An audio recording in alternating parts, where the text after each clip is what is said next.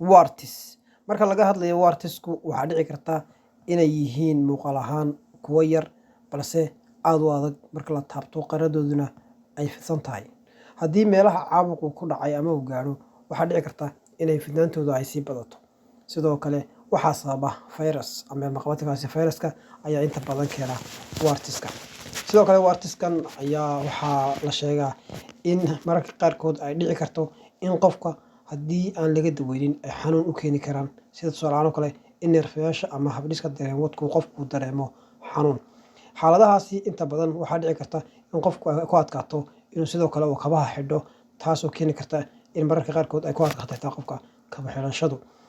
Marka laga hadlayo wartiska, waxaa la soo jeediyaa in lagu daweeyo ama loo daweeyo siyaabo kala duwan, taasoo dhici karta in qofku isagu si iskiis uu guriga isugu daweyn karo ama in dawo ka raadsan karo GP-ga ama farmasiga oo kale.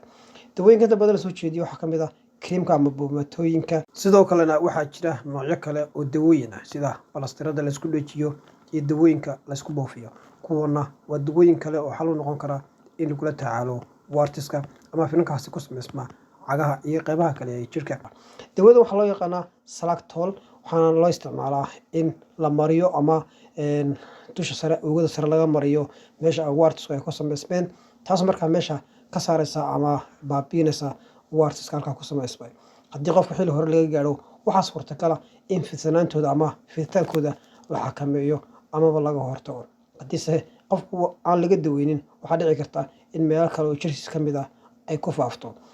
Ugu dambeyntii, waxaa la soo jeedinayaa in qof kasta uu ku dadaalo xaaladdiisa caafimaad. Haddii uu isku arko wartiskana ay tahay in xilli hore iska gaadho isagoo daryeel caafimaad u raadsanaya goobta caafimaad ee ugu dhow. Tani kulan dambe waa ku mahadsantihiin dhegeysigiina.